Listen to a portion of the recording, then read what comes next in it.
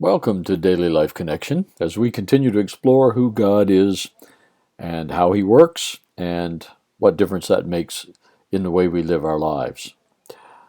Today I want to talk to you about the God of mystery. Throughout the scriptures, that word is used fairly often, the God of mystery or the mysteries of God. Uh, the Apostle Paul uses that phrase fairly often in his epistles. And some of those mysteries are mysteries that have been revealed to us. In Revelation rather, chapter 10, verse 7, it says, "When the seventh angel blows his trumpet, the mystery of God will be fulfilled." The mystery of God will be fulfilled. Many of us love a good mystery because it challenges us to try and figure it out. Well, when it comes to the mysteries of God, there are two types of mystery. Some that he has already revealed to us, and some that are yet to be revealed to us. In this world, there are two kinds of mysteries. One kind of mystery is the things people keep hidden because they don't want others to find out about it. You know, it's that mysterious stranger who holds things close and doesn't reveal much of who they are to create this aura of mystery about them. That's not our God. He isn't trying to do it to increase his attractiveness or his image to us.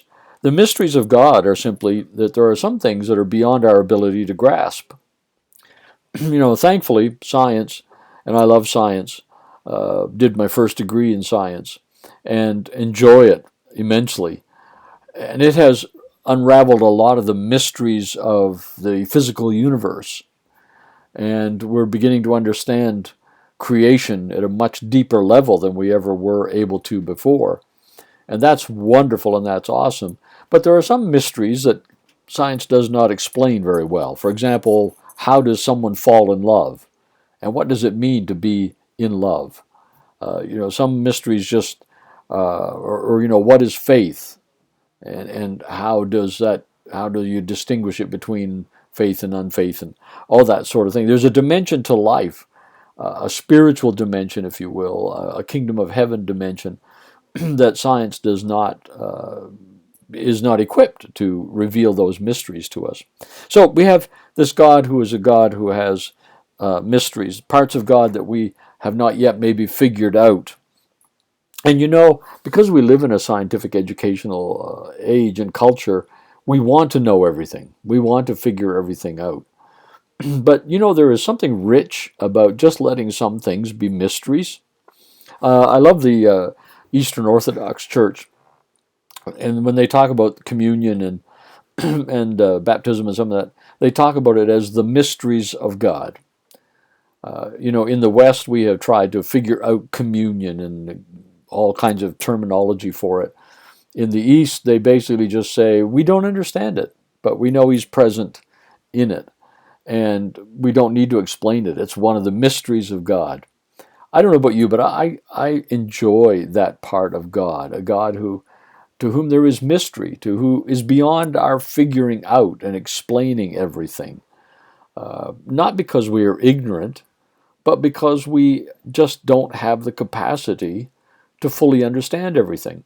For example, the Old Testament is full of the mystery of Christ, but even though it was there, none of the educated religious leaders and brightest minds of the day ever figured out that the Messiah would look like Jesus, even though there had been so much written about it.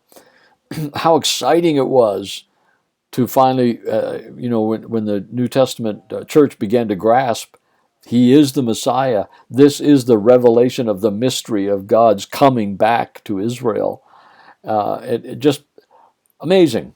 Love the mystery of God. So I just encourage you today, we don't have to figure it all out. Incarnation, how the resurrection occurred, the mysteries of communion and baptism, the mysteries of the moving of the Spirit in our lives. We don't have to figure it out. because we can trust that this God is not hiding things from us because he doesn't want us to know them. You remember the Wizard of Oz and how he was hiding who he really was and projecting a different image and didn't want them to find out because they would realize that he was much lesser than they thought. That's not our God. Our God is not shrouding himself in mystery because he wants us not to find out that he's not really as great as we think. The mysteries of God are because he is so much greater than we think, we can't begin to comprehend them. But he reveals them to us. He revealed his mystery to us in Christ.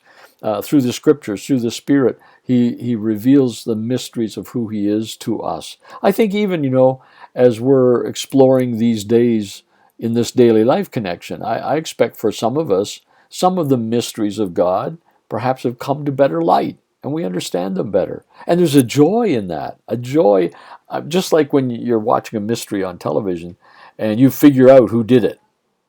Wow, I got it. I know. and there's a joy in the mysteries of Christ and just relaxing about them and enjoying them, and then also that he will reveal all mysteries. The Revelation 10:7. The mysteries of God will be revealed, will be fulfilled to us.